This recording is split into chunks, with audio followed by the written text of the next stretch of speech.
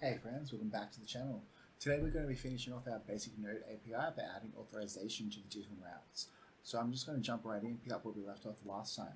If you haven't followed along so far, you can watch the series from the start in this playlist, or you can clone the project to continue with us now. The GitHub repo link is in the description below. So last time we set off, we finished with authentication, and now we're going to have to add authorization. So just a quick rundown of what the difference is. When we are looking to authenticate someone, we want to know that they are logged in. Do we know who this user is? So at the moment, we have authentication set up for our routes. So you must be logged in order to create. You must be logged in order to update. You must be logged in order to delete a project. But you don't have to be logged in if you just want to view all projects or view any specific project. But that isn't quite what we want, because we want to see that authorized. That means that does the authenticated user, aka does the user exist? Are they authorized? Do they have the right permission level to do that action? And we only want to allow a user to create a project. Well, anyone can create a project. We don't really need to be authorized to do that. But if they want to update a project or delete a project, well, they have to be authorized, because we want to double check and ensure that only the correct user, aka the user who first set up, or in the future potentially the user who has authorized permissions, maybe an admin or maybe someone with a sub users underneath like a management sort of group or something. Only the correct user who is authorized has permission to edit, update, or delete a project. So we can accomplish this because when we do authentication, if you remember how we did authentication, we actually go into our authentication. If I can find it again, authentication. I was in services, sorry. Inside of our token service, when you look at our JWT payload, we are encrypting this into the payload. So we are encrypting whether or not they are. We're encrypting whether or not they are an admin, what their email, what their username, what their ID is. So when we decrypt this to see whether or not they are authorized, and if they have like a correct ID that matches the database, we can double check based on that ID if that ID is the same ID as the user who is allowed to do the action. And we're just going to do that as if to encode that if that is the user who created it initially. So if they don't have a token, then they're not logged in, deny the request. If they do have a token, we're going to decode that token and use that ID that's decoded from the token to see if they are the correct user. If they are the correct user, we're just going to go ahead and allow the action. If they're not the correct user, we're going to throw an error at them. I also wanted to bring to your attention, real quick,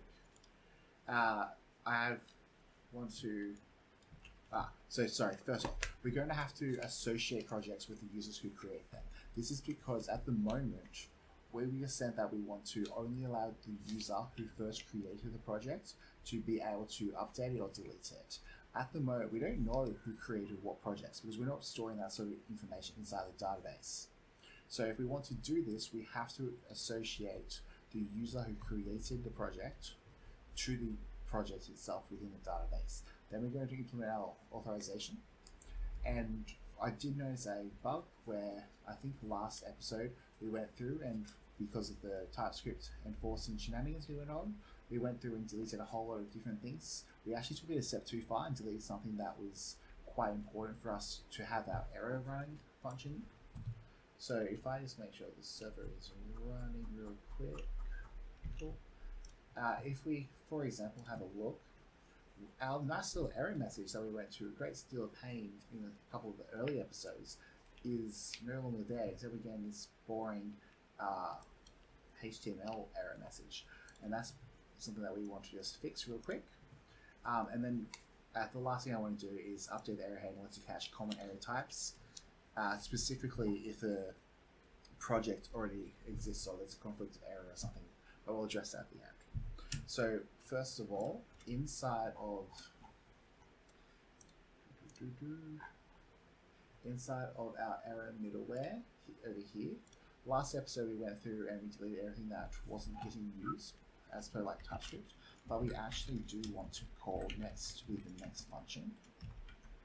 And if I go ahead and import this now and save it, that line alone is enough to transform this back to our nice little error message, because the next to be the next function just means that the next function that is along the thing gets occurred and doesn't break here, because we use this next function inside of our authentication middleware as well. So it's this one here. So after we go through into our routes, if we want to post, we go through protect and then we create. So inside of protect, if you remember, which is this auth middleware, we're just checking to see the authorization bearer token and then double check the bearer token is the correct one. And then like verify, etc. And then we call next. So next means just going to the next argument or the next function that's going to run. So again, a nice example is like inside of this post route, where we want to create a project, we're going into the protect function, and then after protect's function is run, we call the next function along, which is this our actual create project function. So this next function is necessary for our error handler to run, because we got an error and then we want to call the next function, which is where our nice little error handler comes into play. And because we took that out, we were actually not calling our nice little error handler, therefore it was actually defaulting to the first one. And I took it out because it's like Typescript saying next is declared by its values incorrect, so we're not actually explicitly calling it, but that's okay because it's sort of implicit, so we don't necessarily need to delete it, or sorry, we actually can't delete it, even though Typescript sort of thinks that we should. So that's what that's for, and that's why it was throwing those errors before for the HTML page and not using our custom error handler, which we have back up and running. Alright, so now we've done that, let's move on to associating projects with the users who create them. So when we go to our project model over here, our project model is inheriting based off our project schema. So inside of our project schema, we're going to have to tell it that we want, let's do it before the title, we want a user ID. It's going to be a type of string, and it's going to be required. And it's going to be comment there. Cool. And inside of the schema, it's actually implementing this project type. The project type only has a title, which is why this line here is saying user ID does not exist on project type. So go over here and go to user ID, which is a string, and that should make both of them happy. Okay, cool. So if we want to come over and create a project, if we want to style setter, such. So this is alright. So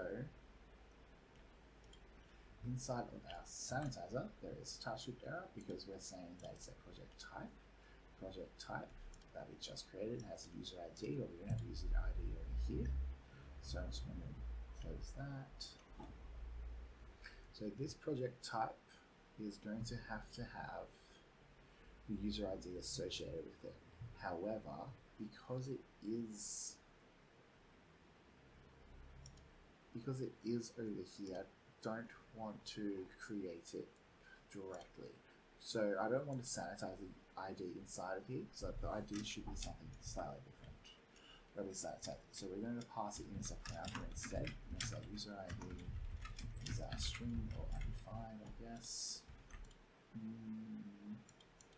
Yeah, let's leave undefined over here. We can deal with it over here. And you can say sanitize ID equals sanitize ID, and we pass in user ID, and then we can say user ID is sanitize ID. Cool. So all we're doing here now is when we call the sanitize project function, we're going to pass in the user ID as a separate parameter to the project.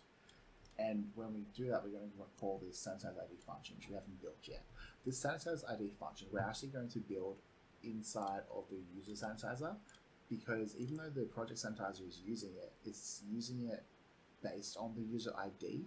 And we could have, for example, let's see, Kickstarter has subscriptions. So if someone wants to sign up and to a project, they're going to subscribe to it, or I'm trying to think of the word for it, but yeah, they're going to subscribe to it. So that subscription is also going to call this user ID method. So I'm going to place it under the user sanitizer because that's sort of where I think it should live. Alright. So over here inside of our user sanitizer, let's create our exported function. Sanitize ID is going to take in an ID. That ID is going to be string undefined. And it's going to return string. Okay, cool. So first we're going to have to check if it's a valid ID. And this is the method that we've already created in the past on the database. And all it does, quick refresher, all it does is take in the ID itself, which is just string, and just checks to see if it's a valid Mongo type ID, because Mongo is very particular about like how their IDs are arranged. So if it's not even a Mongo ID type, then it's instant fail. And if it's instant fail, we don't want to do that. Doesn't return a boolean or anything, just checks it and if it's not a valid type, throws an error, and the error exits the whole program for us. So we're going to do that first, and then we're going to make sure there's not undefined. So if ID is equal to undefined, let's throw a new error with ID no user ID is undefined. It's going to be 400 error, and we're going to return the ID, but we're also going to click it here. User ID is undefined. Undefined is not assignable, so let's do it down here. So if it's undefined and then call it, cool. When we return the ID, we're actually going to return the value of the ID. This is basically because it could be possible where we pass in a string, but the string is object ID of ID string here, and there would be something like these commas, and because this is sort of a Mongo thing, when it passes in this, I don't want to check that this is a string, I don't want to return that, I only want this value inside of it, even though the whole thing is a string, because that's the actual string that relates to it. So I'm going to do that here, and that just requires that. I'm going to leave that comment there so we sort of know what the value of is there for. If we can hover over it, returns a printed value. Okay, we just want the inside sort of thing here. And that's why I'm just going to leave it here as part of our sanitize ID method for Mongo specifically. So when we go over here, let's import this. Cool. And now our sanitizer is correct. But when we call the sanitizer, it's going to be lots of errors. So let's have a look. Okay, here we go. No.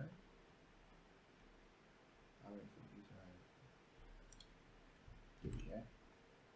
Inside of our project service, we are saying that there's a lot of errors because we're not passing in the correct thing to it. So when we call this, we're actually going to have to call it with the ID as part of the parameter. So we're going to say user ID, which is a string or undefined, and then we're going to pass in this user ID to our method, and like magic it also works out. That's going to have to be the same for creating.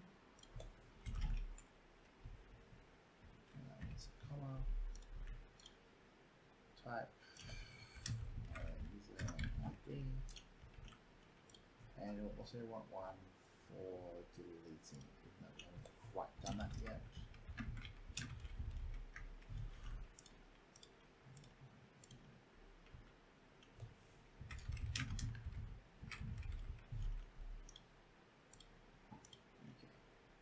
We're not sanitizing it, so we're not using it, but we will use it when we come through the delete method. So while I remember it, I'm going to place it in there. Okay, now let's see what the errors are.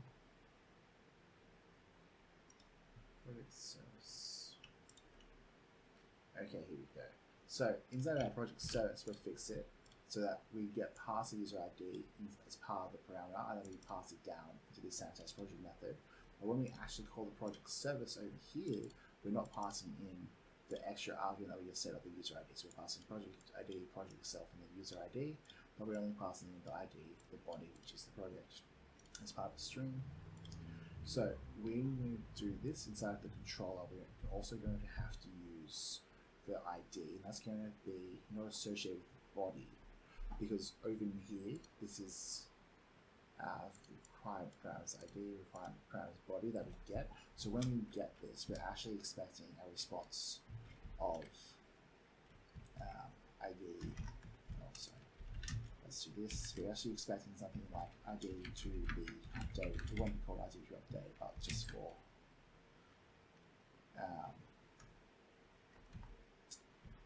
illustration purposes, let's say that it's going to slash API slash, actually it's over here.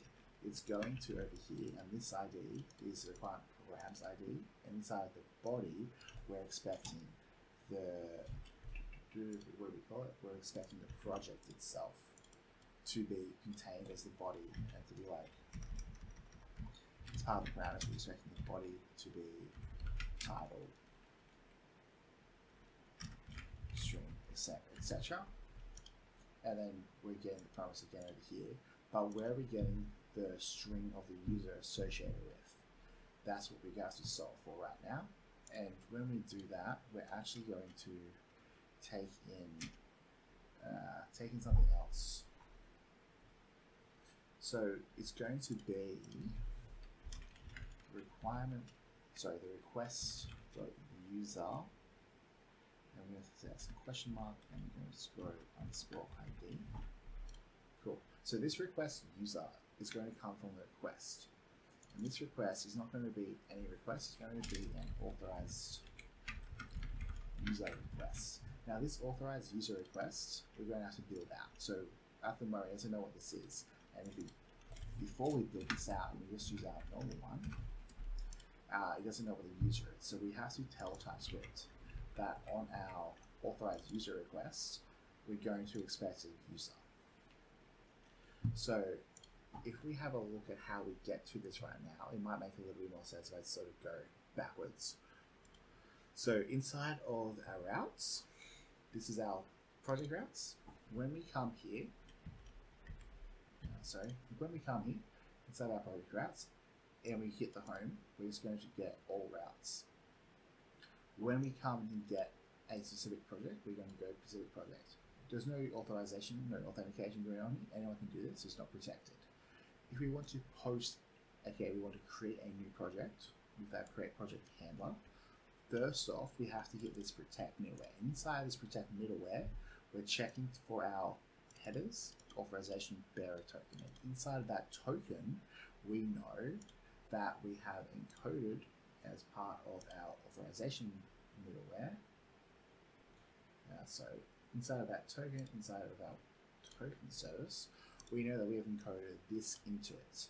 So that means that inside of our auth middleware, when we call it for the protect inside of the route, we're going to decode that token, and inside of that token, we're going to get back those parameters. So I hope that makes sense one more time. When we encode that route and they're logged in, we're saving inside of that token service the ID, the username, the email, and the admin. That's all getting saved into that encrypted token. So when we want to access a protected route, when we want to create our project, first of all, we're protecting the route by having this sync. And this sync checks to see if the authorization bearer token is here. And inside of that token, we're actually decoding it, and we're verifying that the user exists based on the decrypted ID.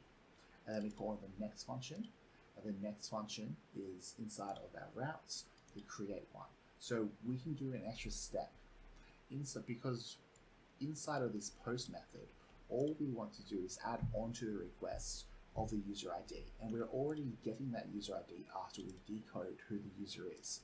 So all we really want to do is on this request, just add on the user that we're decoding over here. So we don't have to do it twice, because there's no real point to using this decode method inside of controller, because we could go request is a normal request, and then basically decode the whole token over here and do it all over here again. And then when we get that decoded token, which is this one, decoded.id, then we can pass that decoded ID over here. But we don't want to do that twice. There's no point to it. What we can do is over in here, inside of this middleware function, we can add on to it. So what we're going to do is we're going to say the request user ID, well actually we've already done it. The request user is equals await get user ID, decode ID nets. So when we do this, we're adding onto the request the ID, or rather the user that we got from get this user ID. So we're taking the ID that we've decrypted inside this decoded, taking the ID, and then we're looking up who is the user. The user is the wait user model defined by ID, and then we're getting that user and we're attaching it onto this request.user and we're calling next. So inside of this project controller, the request.user is equal to this user that we found based on the decoded ID. So all we have to do is extend this, and we're going to export it. It's going to live in auth middleware because it gets used by auth middleware. Sorry, it gets created by auth middleware, even though everyone else will use it. So we're going to export interface. We're going to call it authorized user request, and it's going to extend a request, and it's going to be user is equal to user return type. Our user return type, if you remember, inside this user types is this where it has ID, username, email, admin, is token, which is the same, once again, as what we decode inside of our token service. ID, username, email is admin, ID, username, email is admin, and we're just attaching the token onto it as well. Cool. So now when we come over here, we can add this import of authorized user requests. There is one extra thing that I would like to do, but I can't. I would like to know for a fact that there is a user associated here. But when I do that, it throws a whole bunch of this because it extends off request. It means that you can't 100% add on a specific user. Even so, it sort of tells me inside this little message, you've declared a user, but property user is missing inside of request because request has a bunch of inbuilt things from Node, not one of which is user. And here, types of parameters request and request are incompatible. So it does mean that we're going to put the question mark in because it doesn't have to be there, it's sort of undefined, and that's why everywhere we've gone inside of if I lost track of where I was, inside of, I believe it was inside the services, right?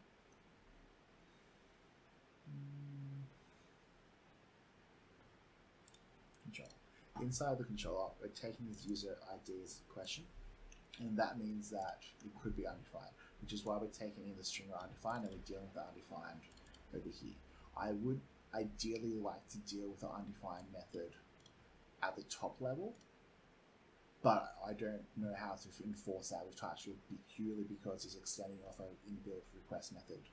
So because of that, we're just going to have to deal with undefined elsewhere and call this overall sanitized project method that takes in the undefined and deals with it over there. It's slightly annoying because you're taking undefined here and then you're having to deal with it here, when I could theoretically deal with it at the top level inside of our auth middleware. But that's just the best solution I've found so far for it. So it's just sort of one of those things to flag. If someone has a better way, please comment below. I would love to learn it. Right. So when we come here, we know who the user is, and if there's a user, we're going to throw in this ID. Could be undefined, but that's fine. Just going to get rid of that so it doesn't confuse me later. And all we have to do is same for here. We're going to say the request is an authorized user request, and we're deleting the project. And the project, remember, we added the user ID in, so we also add the user ID in here. User ID is equal to that, and same for over here. It's going to be, if I can do this real quick, and same for this as the last parameter. Okay, so this should run now instead of throwing errors. Let's see. Yeah, cool. It does work. Okay, update, cool. So we can do whatever we want. So if we go check all projects, none of these really have an ID or a user ID associated with it. But if I create a new project, my new project title, it has the ID of the project itself, underscore ID, and the user ID is my user ID that I'm logged in with. Don't get those two confused, which is why we call it sort of ID, user ID. So the ID is the ID of the object itself, the user ID is the ID of the user associated with this object. Okay, and if we want to now, let's create a new user. Oh, actually, let's update it first, right? A new title and font that's associated with the ID, this one. We're going to update that one with a new title. Cool, that appears to be working. Now let's go log in with, or rather create a new user, and forgive me, I'm very over creating new usernames. Alright, cool. We have our token. Let's create a token, save it. When we go to update a new title to, okay, did you notice what just happened then? We overwrote with a new user the ID. That's not cool.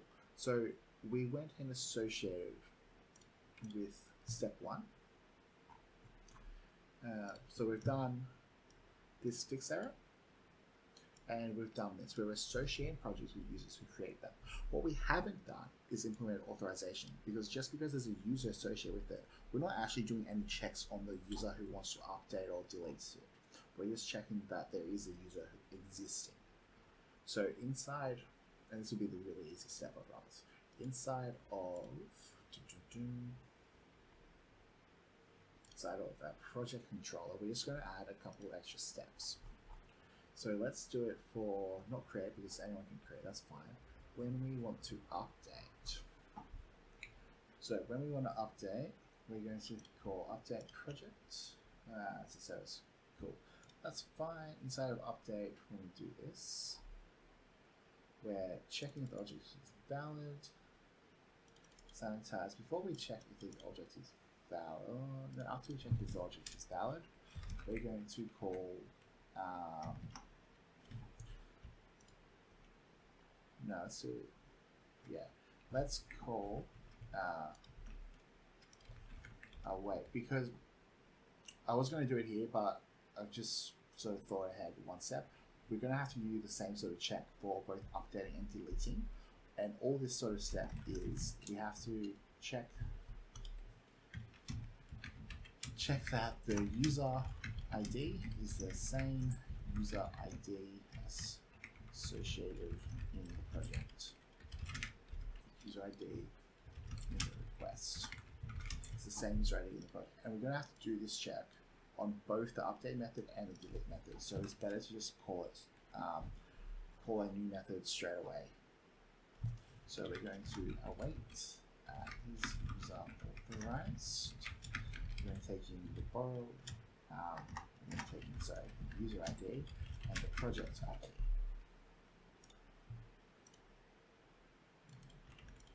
Okay. And inside of this, we're going to put it down here. Let's call it async function is user authorized. It's going to take in user ID, string ID find, and project ID.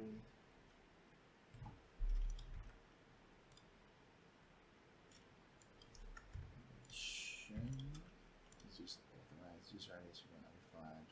Project ID is not modified. It's straight up string. And it's going to return a promise of void, because we're not actually going to return anything from this, we're just going to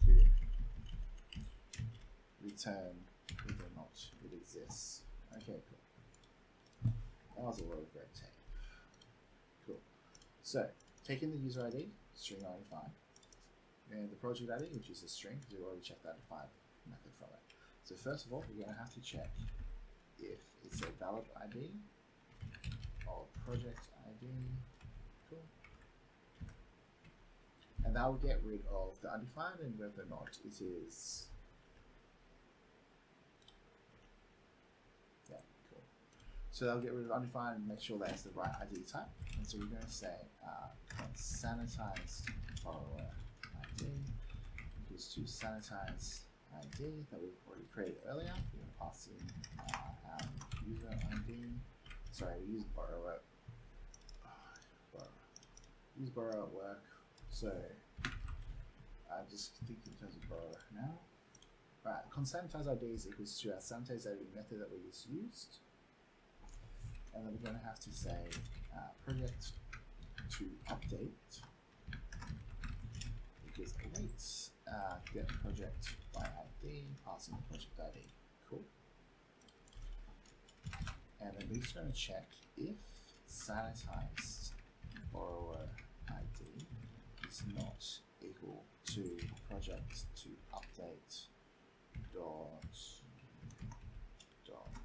hello. Sometimes user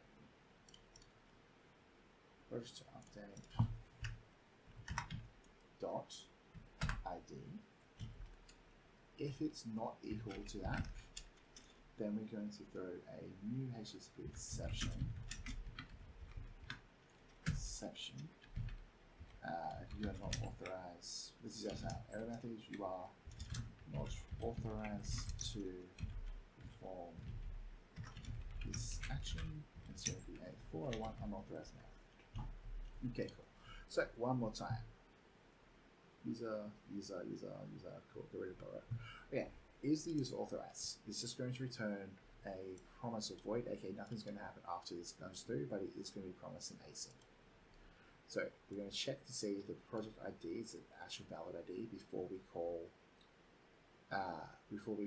get the whole user ID, because inside the user ID we're going to perform actually a couple of checks. So as we perform this faster check first, we're going to say get the project to update, and we're just going to return the project ID. And all we want to do is make sure that they do match the user ID and the project ID.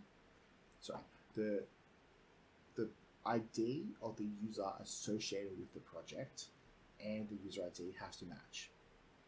If they don't match, throw an error. If they do match, do nothing, move on with life. And so when we go up here inside our update project, we're going to first of all check the project ID. Project ID. Project. We actually don't need that set. We're already doing that. Yeah, we're just doing that here. Cool. We're going to check if the user is authorized.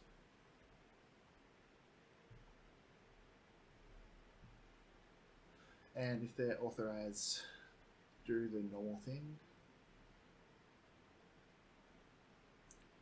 And same for delete. Let's just basically copy this whole line down.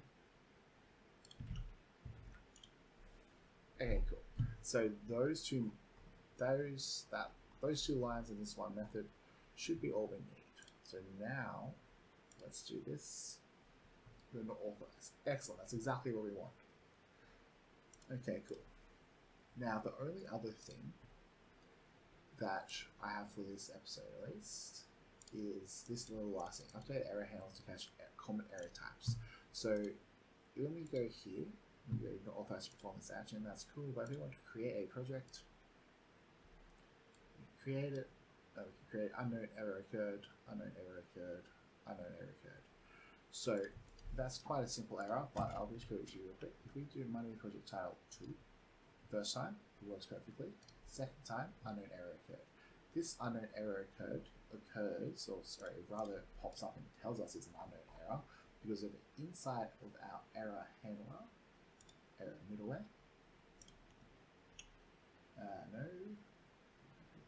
HTTP exception. Inside of that error handler, inside of HTTP exception, there's an unknown error code, but we're also console logging it. So if we pull this up, scroll down,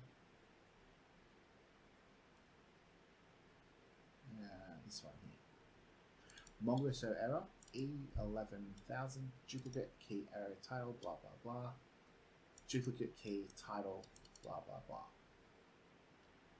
So symbol errors, whatever. E11000 Mongo server error, duplicate key error. And if we have a look at our schema, that is because over here, inside of this title, we've got unique has to be true.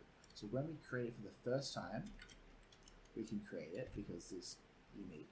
When we create it for the second time, it's not unique, and we get a Mongo error. And the Mongo error is E11000 duplicate key error. It makes sort of sense. We're not allowing for that inside of our exceptions. So we can improve that. And if this is going to be, this is one of those, you can sort of make your error handler as robust as you want it to, or you can make it as minimal as you want it to. I'm just going to improve it slightly. I've already forgotten what that error handler is. Give me one sec to find it. Here we go. We're just going to improve it slightly, and we're going to say, okay, if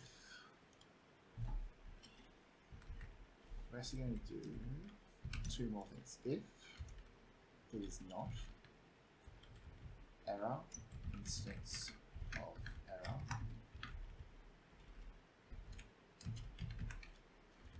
we throw new HTTP exception encountered unknown error type. So before we did this, if you notice that error is always unknown, now error is unknown. Well, it's unknown to us, but it's an error itself. And that means that I don't need this this indentation here anymore. So because previously, if error was an instance of HTTP exception, they could throw this. But now it's sort of reverse. If it's not that, then throw a message, which means it all has to be that by default. And that means that it's not error unknown, it is error or to error. And that's relevant, particularly when we want to expand this out, because if we want to go, if error.message includes, and first of all, we can just hover over this. Object is of type unknown, unexpected end value in condition, blah blah blah. Because we don't know what it is it's an unknown type, it doesn't necessarily have this error.message, and that means that we can't do this sort of, we can't even do the optional chaining because it doesn't really know what it is because it's an unknown type. So before we deal with error.message, we have to say that it's an error type. So we do that here with error message because when we go over here, we know that is an instance of HTTP exception. HTTP exceptions have messages associated with it because that's what we've saw. It has messages by default associated with HTTP exception. So we could do this, and this is basically what we're going to do. If it's a message dot includes, includes has to have this E11000. Then we're going to throw new HTTP exception object with that ID already exists. 500, cool. And then otherwise throw this sort of generic message, blah blah. So we can do that, and that will work perfectly fine. The reason I want to do this way is that I actually really strongly dislike this nested if else, like, and then we could do other stuff like if else, and inside of here we can go if, like, it gets really complicated really fast as soon as you do nested ifs. So the reason, the way to get rid of all nested ifs is just to inverse it. So which is why we have up here, if it's not an error instance, throw a new error. And you notice too that inside of this error message, because we don't know what it is, we can't do error.message because again, that's our doesn't know what error this message is. So if it's not an HTTP, if it doesn't have a common thing because it extends error. If it's not a normal error, then just throw an exception, say we don't know what it is, please help. Otherwise, we fully know what it is and we know that it all has messages. Therefore, we can get rid of this. Let's get rid of that. Cool. So if the error is unknown, throw that. If the error message includes that, throw that. Did I have an unknown one? Yeah, I did. Cool. Let's use this. And then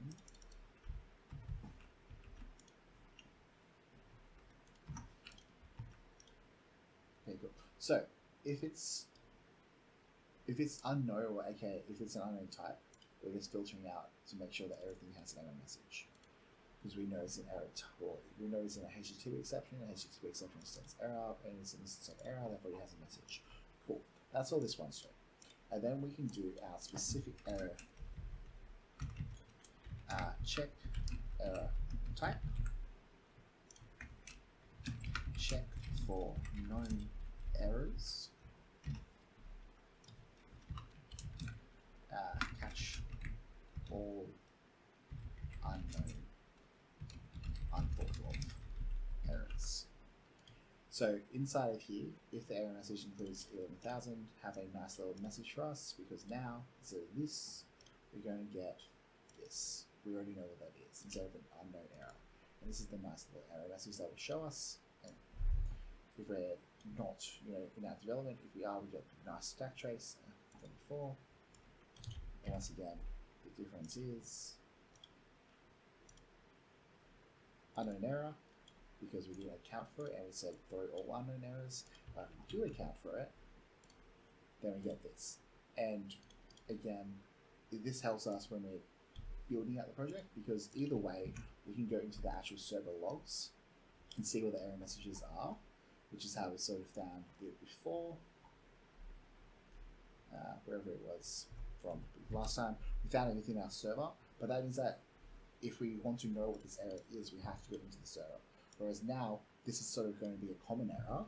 We don't need to go into the server to check it. We can just check it because we know here. It does mean that this has to be, you have to be very careful with what you're doing here. So 11,000 is what we're checking for. We could check to say it was like a Mongo database internal server error, it was like a longer string code or whatever. I think 11,000 is pretty descriptive enough that I won't get caught out by false positives inside of this. But you can float for and make it more rigid as a test if you want to. And it does mean as well that you can add on to this. So if we knew, for example, if error message includes, whatever this says, then throw that. It just like chain on different known error types here. I actually don't know what that is off the top of my head, so I'm going to delete it. And that way it will make your application a little bit better. Alright, so if we go over now, we've associated projects with users, we've implemented authorization, we've done the error message bug, and we've updated to cache common error types. And that's everything for this episode, guys. Thank you for sticking through to the end. Please remember to like and subscribe. It does help the algorithm.